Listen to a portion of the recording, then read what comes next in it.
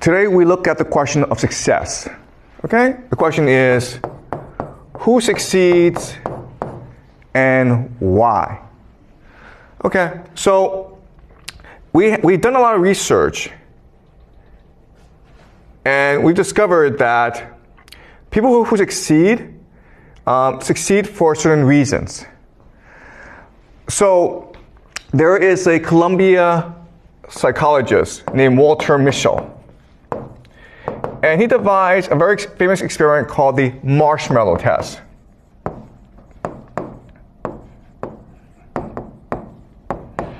In the marshmallow test, it's very, very easy, okay? So imagine a room, and I invite a 4-year-old or a 5-year-old to come into this room and have a conversation with him or her.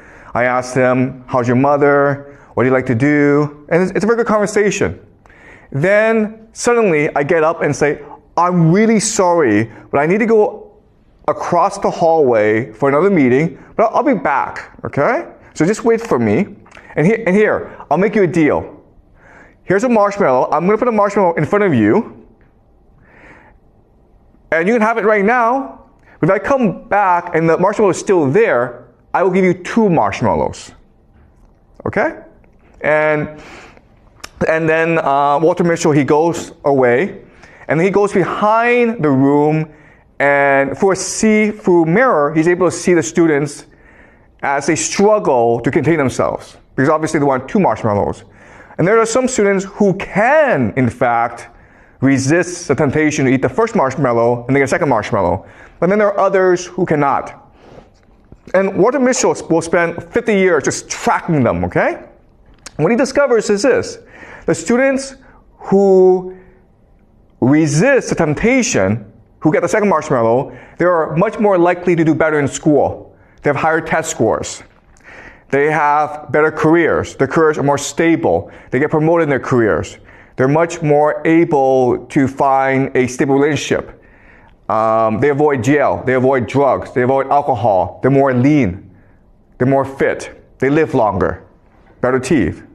And those who cannot resist and eat the first marshmallow right away, they have the opposite effect, okay? And so the idea is that for Walter Mischel, success means delayed gratification. And all this means is that people who succeed are capable of long-term planning. To succeed today, I will make sacrifices necessary, okay? So if my friends are playing outside and I need to do my homework, well, I'm going to stay home and do my homework. Okay, so long-term planning, what he calls delayed gratification. Or a much more simple way of saying this is the idea of self-control, right? Or the idea of emotional regulation. You're able to keep your emotions in check. If you're angry, you're able to calm yourself down. Okay, and so we know about this, and that's why in school we focus on the idea of emotional regulation, teaching you how to better control your emotions, how to do long-term planning. Okay? So that's one theory of success. Another theory of success comes to us from another psychologist named Carol Dweck, and she's at Stanford. And she wrote a book called Mindset. Okay? And what she tells us is that those who succeed in life have a growth mindset. And those who fail in life have a fixed mindset. Okay? And it's not hard, okay? The idea is resilience. Those who have a growth mindset, if they fall or they fail, they say to themselves, this opportunity for me to learn. So I'm going to think about what I did wrong. Next time, I'll do better. And a fixed mindset are people who cannot accept the idea of failure, who think that it's because they're not capable of improving, and therefore they give up. Okay? So those with a growth mindset, if they fail, they try harder. Those with a fixed mindset, if they fail, they just give up. And so the idea of resilience, okay? Pretty simple, right? And the third idea of success comes to us from K. Anders Ericsson, who is a Swedish psychologist. And she wants to know why certain people are able to succeed as musicians or athletes. And he creates the idea of deliberate practice.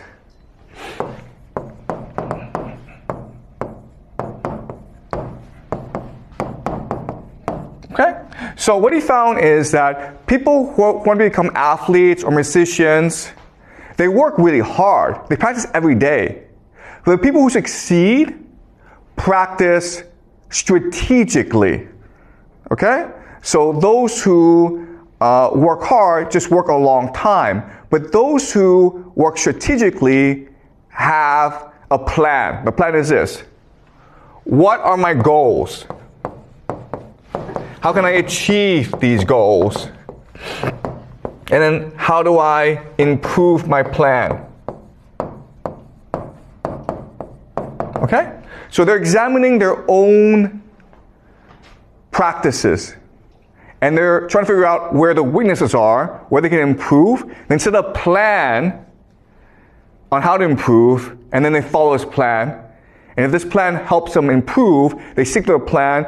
But if the plan doesn't really work, they change the plan as well, okay? So this is the idea of self-reflection. Or self-assessment. Constantly thinking about how you are as a student and figure out how to improve your own learning strategies. And what K. Anders Ericsson discovered is that if you do this, you'll succeed at anything. And this is true, okay? And the reason why we know it's true is there are two American psychologists named Dunning and Kruger. There's something, the Dunning-Kruger effect. And so what they did was this. They ran an experiment. They had 500 students in their psychology class, first year university. They made every student take an IQ test.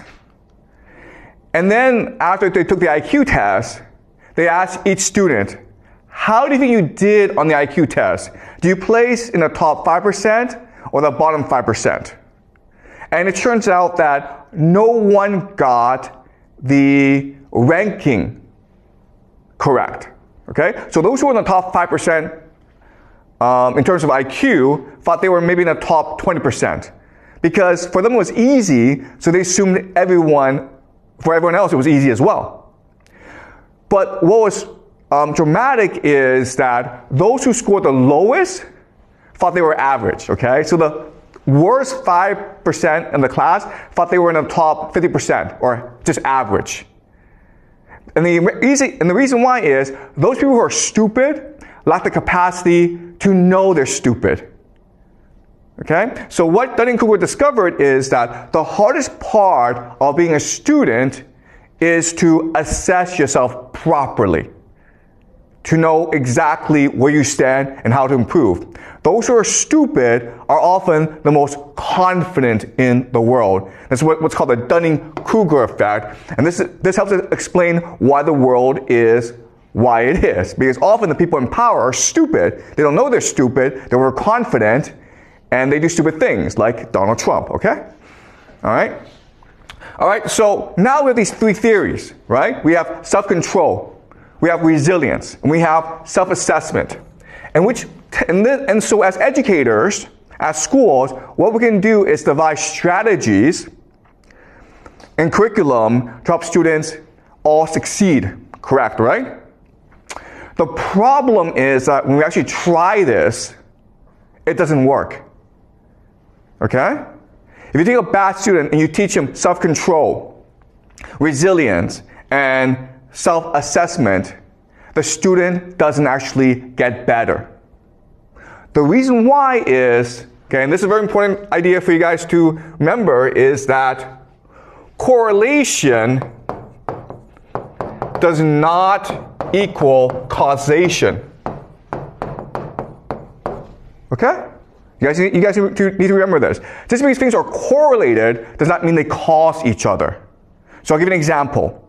We know that successful people, they get up early in the morning. Okay? They get up at 4 o'clock in the morning.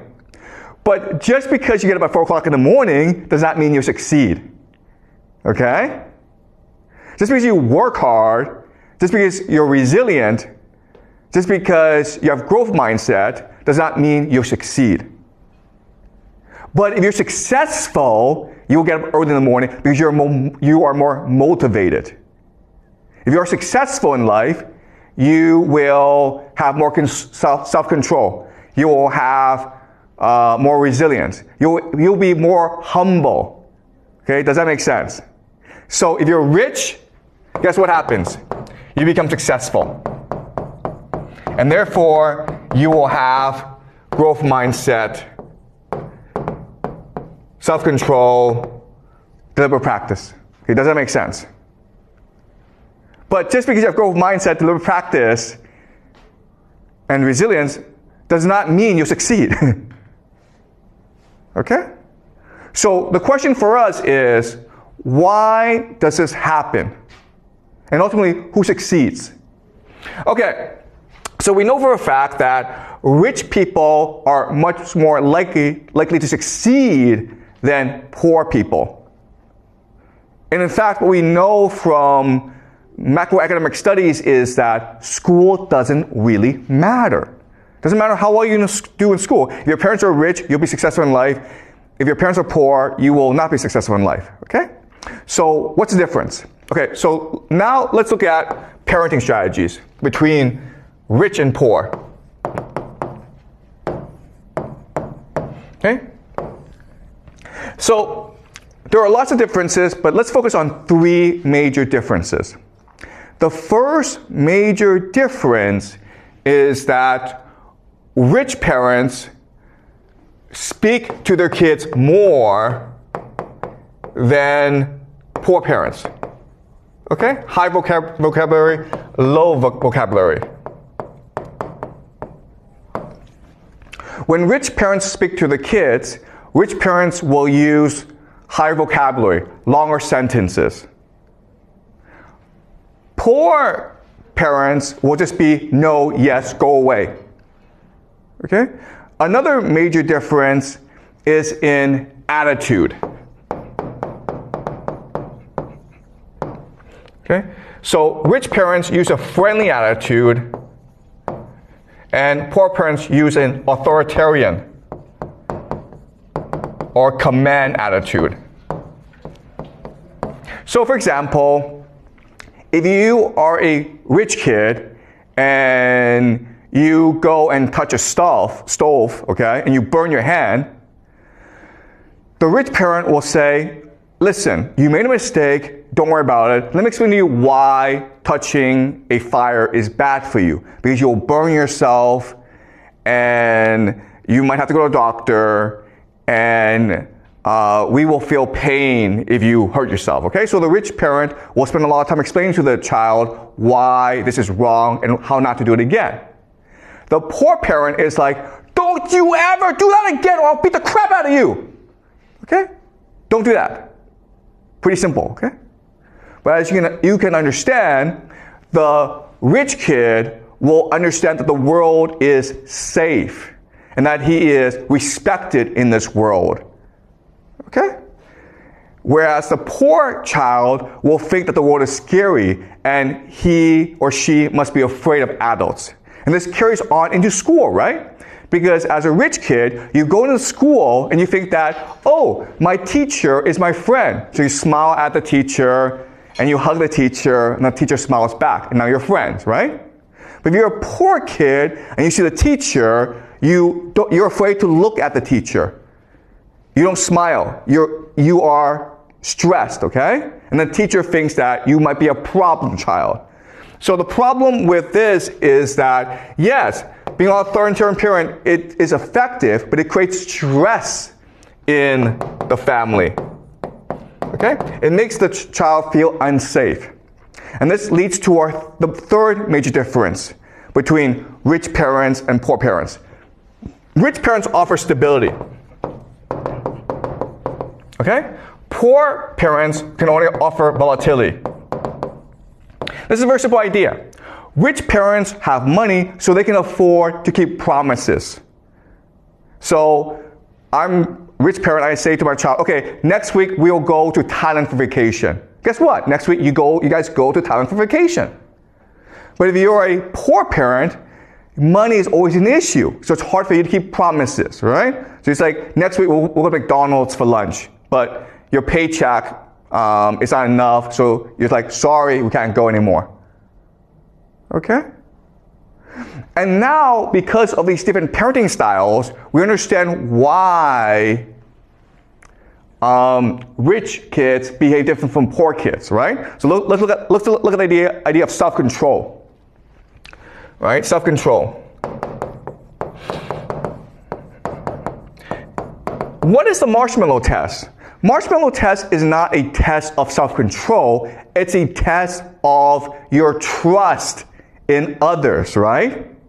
If you believe that the teacher who goes outside, if you believe that he or she comes back and will keep his or her promise, then you will not eat that marshmallow. But if you think that this teacher is lying to me, then you're not going to eat that marshmallow. Then you will eat that marshmallow, right? So it's not really about self-control, it's about your belief and trust in authority figures, right? So if you're rich, you have stability, but if you're poor, you don't have stability, so you're actually better off eating that marshmallow rather than waiting for that second marshmallow, because guess what? Most of the time, you will not get that second marshmallow. Okay, do you understand? So it's not that poor kids are stupid, poor kids are rational, and they're responding to the circumstances that they live in. Okay? And resilience, right? Well, the idea of resilience is that you believe that the world will help you. Right? So if you're rich and you believe that everyone helps you, you can be resilient. Because if you fail, someone will help you get up. But if you're poor, if you fail, that probably tells you shouldn't be doing this. Okay? You probably won't succeed doing this. So you don't have much confidence in others. Okay? And the idea of self-assessment, right? Looking inward. Well, if you're a poor child who lives under a lot of stress, it's hard for you to be self-reflective. Because if you look back at yourself, all you can think about is your pain and your stress. Okay? So from these different parenting strategies, we can now explain why different students behave the way they do. This, of course, may lead you to think, okay, well then, rather than construct our schools around self-control, resilience, and self-reflection, we should construct our schools around better parenting skills, okay? Which means that, hey, let's construct schools where kids are exposed to a lot of vocabulary, where teachers are friendly, and where there's a lot of stability, okay? And we've tried this, and it's more effective, but it doesn't really work either. Why? Because the kids come in too late. A lot of their worldview is already established. Then you're like, okay, well then let's change how parents behave. And when you do that, what you recognize is that, nope, you can't change how they behave either. Okay? So no matter what you do, you end up with massive differences between the poor and the rich. The rich stay rich and the poor stay poor. Okay, so now the question for us is, why is this the case? Okay? And it's the case because society is a hierarchy.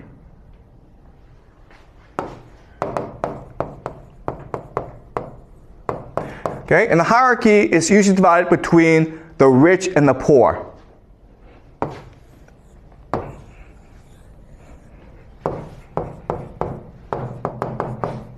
Okay? And these two worlds are night and day. They're very, very different. As a poor person, if you want to survive, you have to obey authority.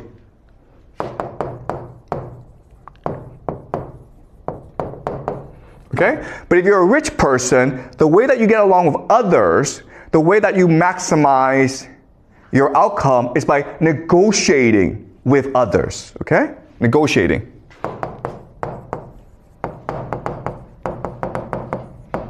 Okay? So negotiating can also mean debate, right?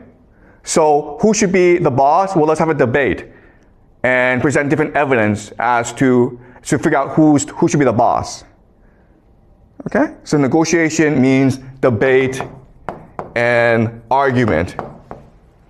So this helps us understand why different parents parent their child differently. If you're a poor parent, your responsibility is to make sure that your child knows how to obey authority. Okay? That's why you command your child.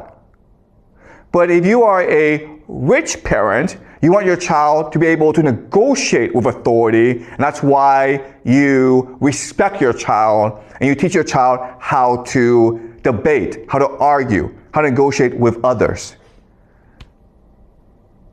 Okay? Because they live in different worlds. Another way of saying this is that from day one, rich kids know that they're playing a different game from poor kids. Okay? So let's go back and look at parents. Okay? So poor parents command their child, don't really speak, don't communicate, and don't keep promises, okay?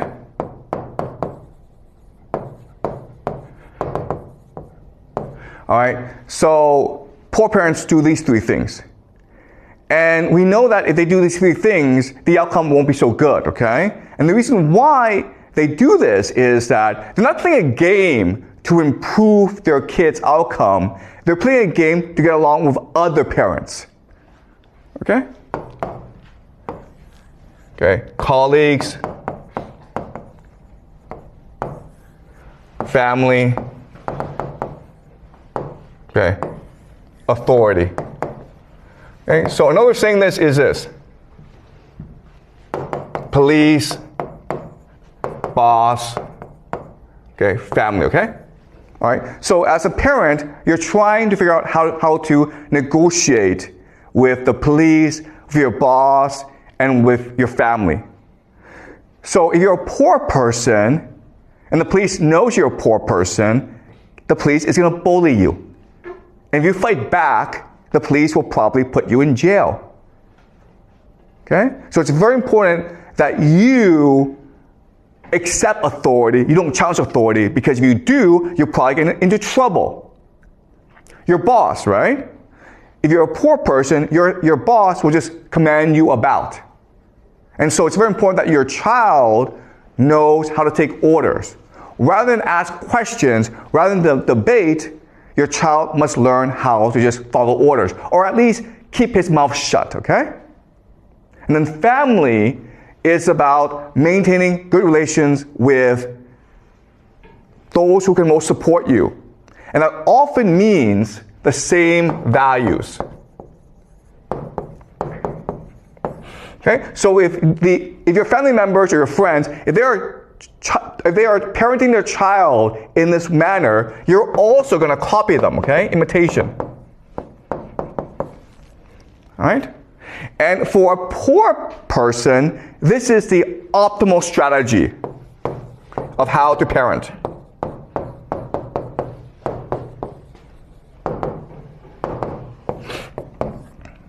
Okay? Does that make sense, guys? Because if you do it another way, okay?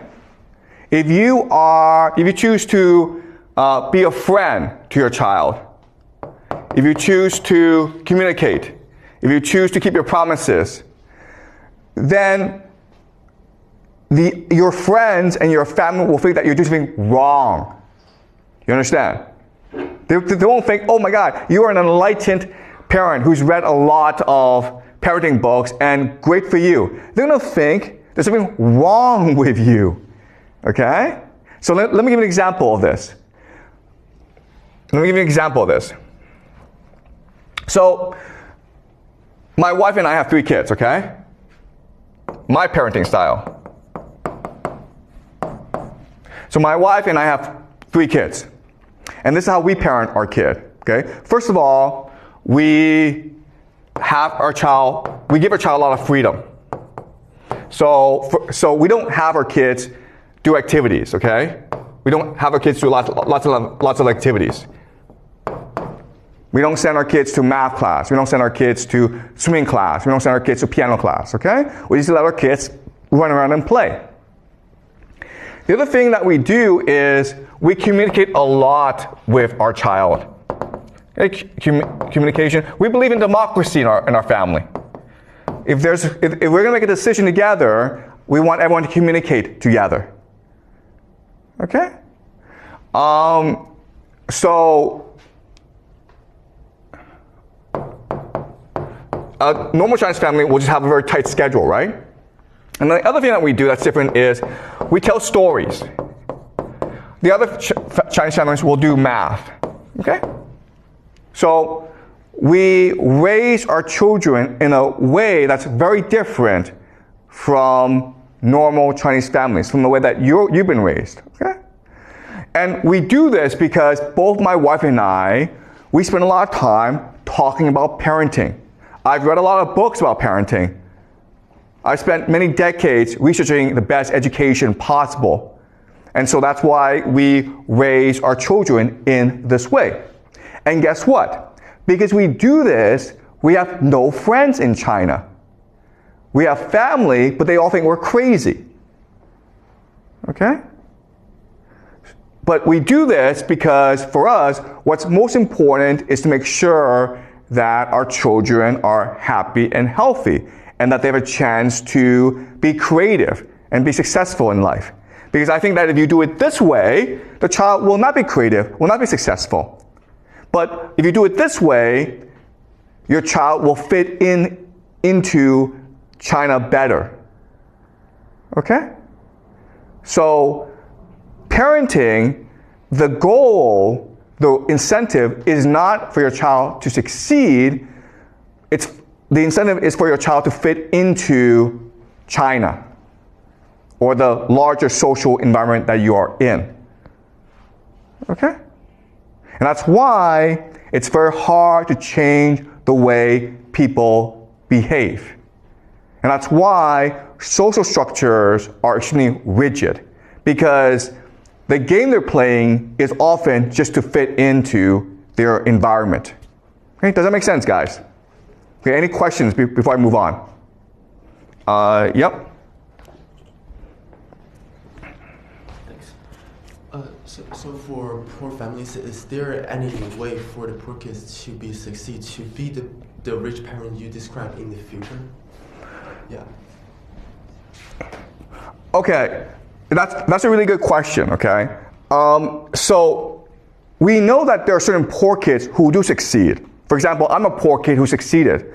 We immigrated to Toronto, Canada when I was like 6 years old, and my father was a dishwasher. So we were a very poor family, okay?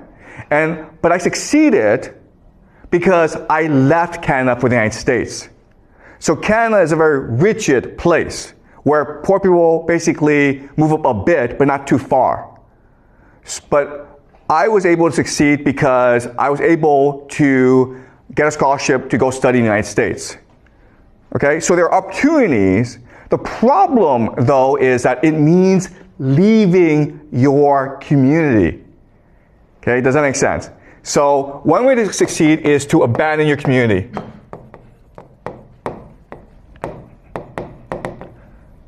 Okay, but that's high risk.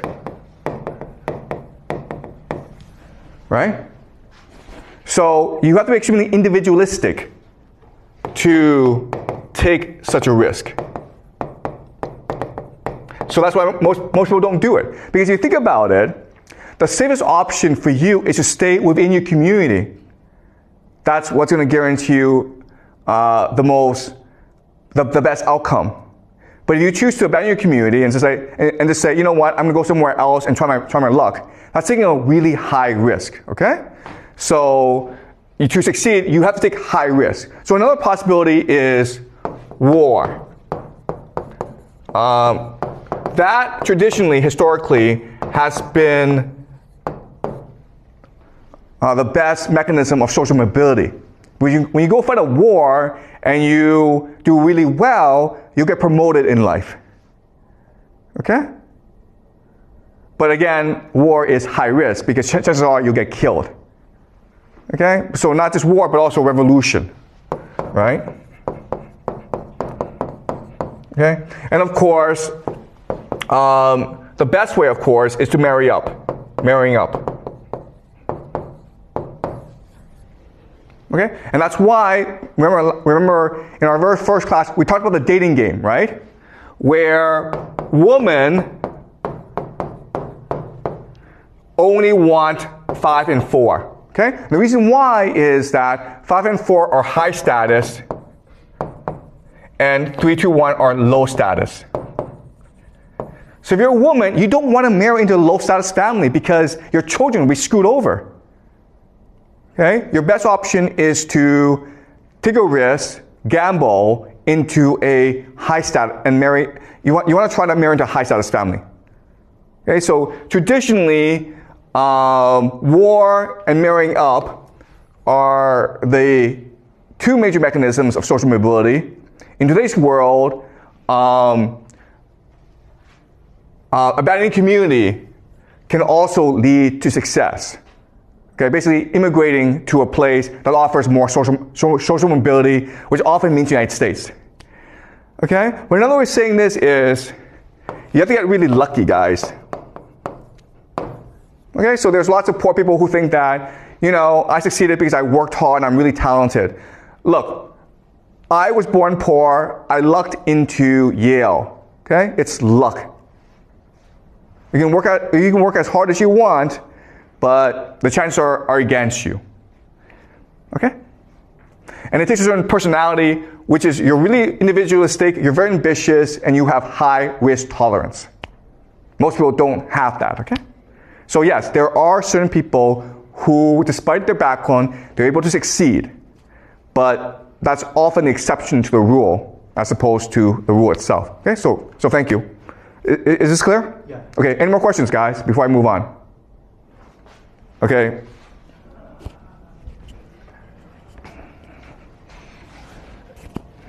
Can be luck counted as a kind of ability, or is just coincidence?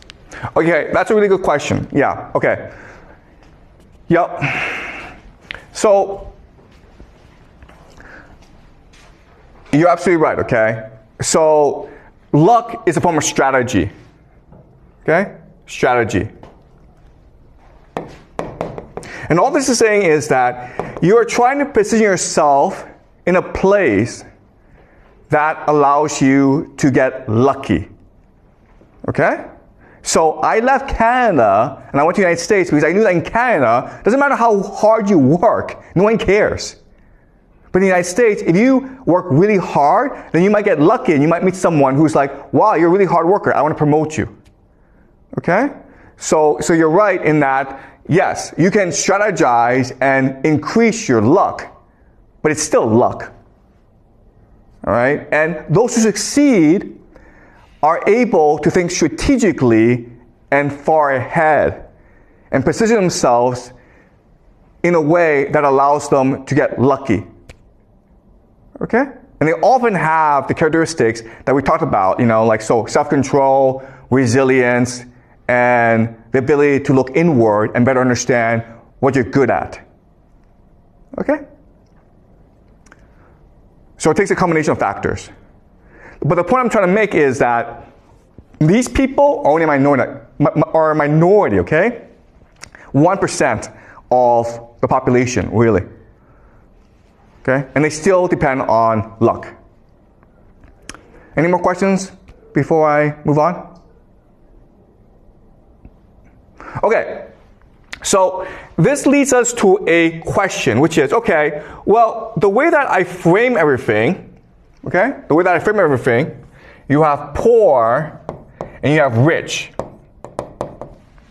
And as discussed, they live in their own worlds, and they don't really connect with each other. They have different parenting strategies, they have different outlooks. The rich stay with themselves, the poor stay amongst themselves. So this looks like a very stable system, right? Stability. Or the word we can use is equilibrium.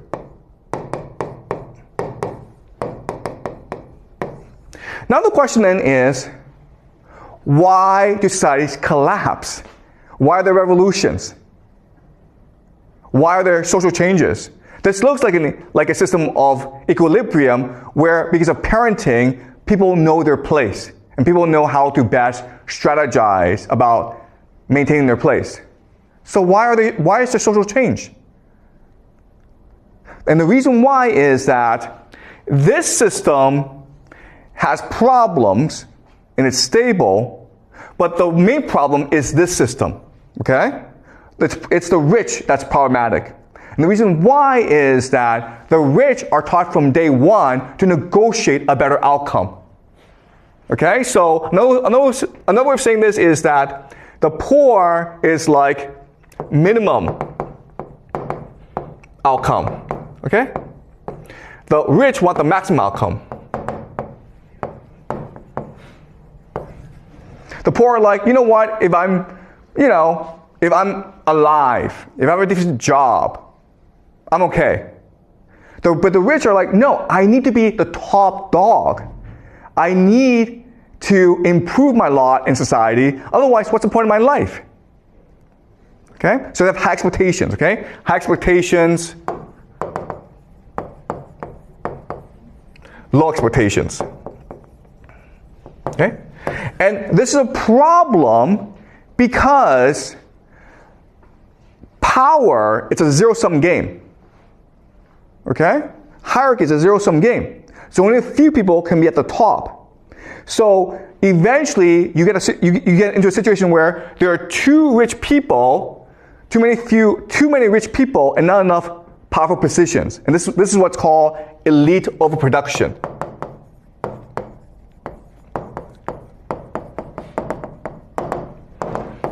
Okay? And then what happens here is that in order to get power, certain factions of the rich will align with certain factions of the poor against the powers that be. Okay? So all revolutions are always between the half a lot versus half some.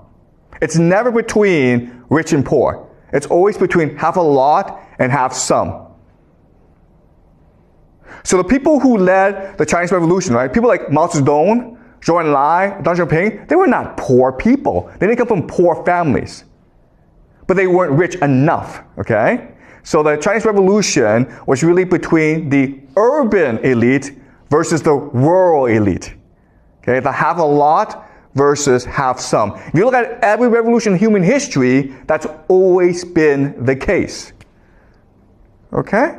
If you go back to Chinese history and you look at all these revolutions that started in China, it was always led by the middle class or the aspirational class, usually merchants, right? Merchants. Because they were discriminated heavily in society, but they had money. And they wanted to transform their money into power. And so when times were bad, when people were looking for change, they took the initiative and led people into revolution. Okay? Okay, does it make sense, guys? All right, any questions?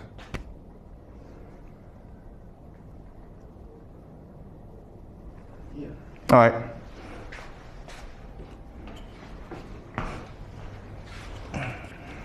So you said the revolution was initially within those rich people. So how could they lead the poor people to follow them to start the revolution? Because revolution need a huge amount of people, like the public base to to initiate. Okay. Okay, great question. Okay, so revolutions are almost the same. So over time, because of the structure, because of the inequality between rich and poor, certain problems arise, okay? So, and these problems are extremely common. The first problem, okay, problems. The first problem is indebtedness.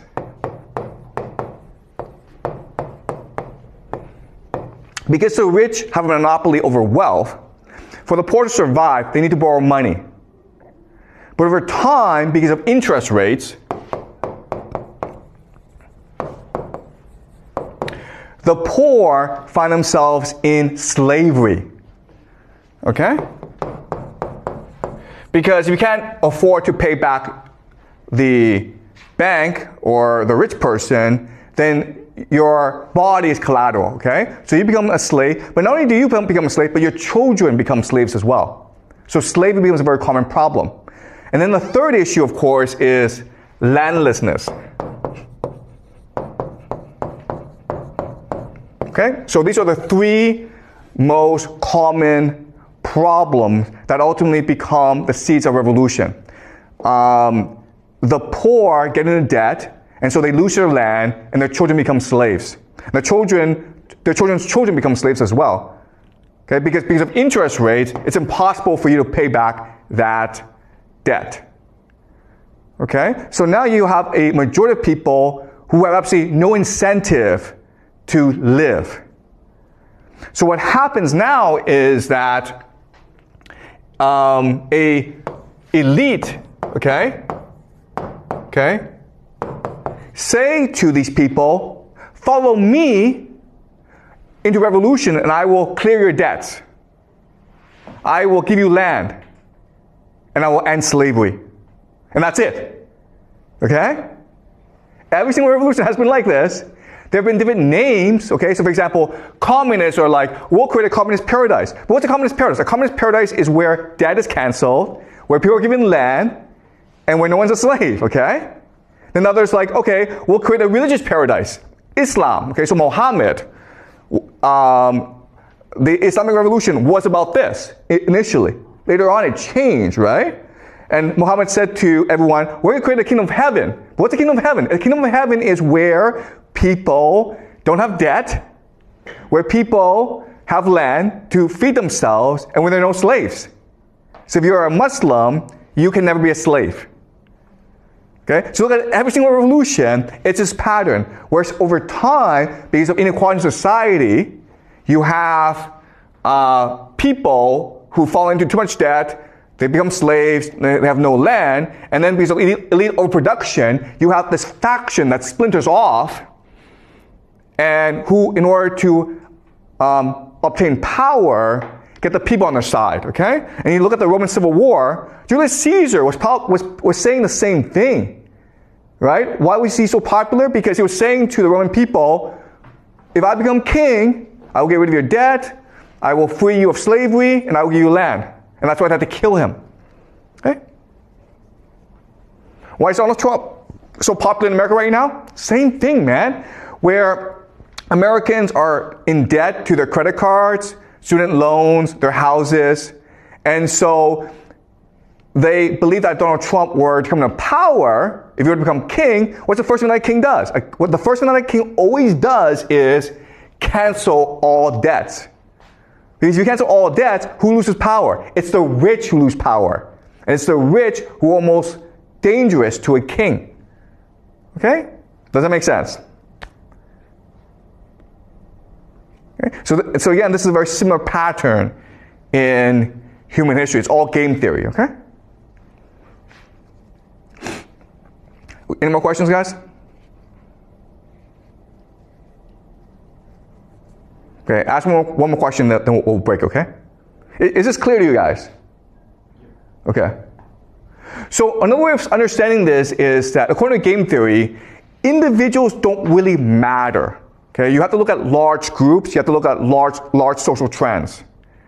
Okay, you cannot really change the outcome for certain groups of people like poor kids unless you look at the overall structure in which they live. Okay. One more question, guys, then we'll break for the day.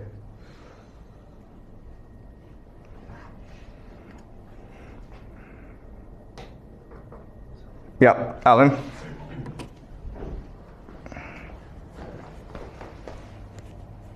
So, like, is that the society or like just the elite that really rule the country, who really have the power, have the motivations to maintain the society, that a certain degree of social mobility is allowed, but not all of them, but not really a big social mobility, so that firstly they can maintain their power, but second, like they give their lower class people a hope to get into the rich class, but not using like revolutions or other things that will like turn the society into collapse.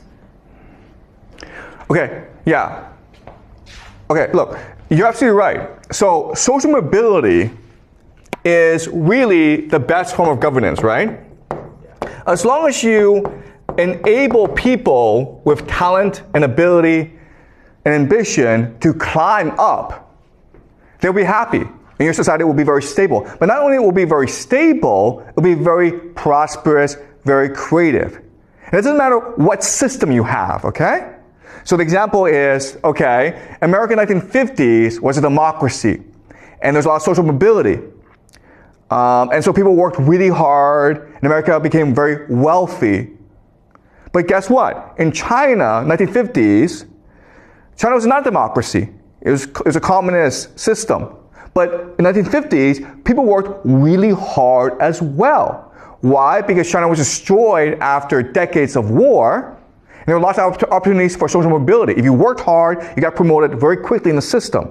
So even though it was a communist system, not a capitalist system, even though it was a command economy rather than democracy, people worked really hard because they thought that by working hard, they can improve their lives. So social mobility is the best form of governance. You don't need democracy, you don't need any system, okay? As long as you have social mobility, people will be happy. The problem, though, is that over time, less than a generation, all the positions of power are failed, okay? So the people with talent who made the country great, who made the country wealthy, when they get into power, they don't want people like them to replace them. They want their children to replace them. Okay? And over time, these children are a lot. So what happens is at the very top, all the positions are filled. And there's a waiting list as well. So if you are a poor person who works hard, really talented, unfortunately, all those positions at the top are filled already. And there's also a waiting list, so too bad. Okay? And again, you just look at Chinese history, right?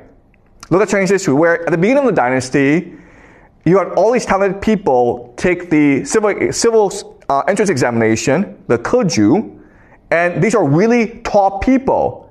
But then what happens is that they have children, and they teach their children how to do on the keju, and then eventually they're like, you know what, we'll just cheat. So they corrupt the keju, and then eventually like, you know what, screw this. Whoever can pay to pass the keju will pass the keju.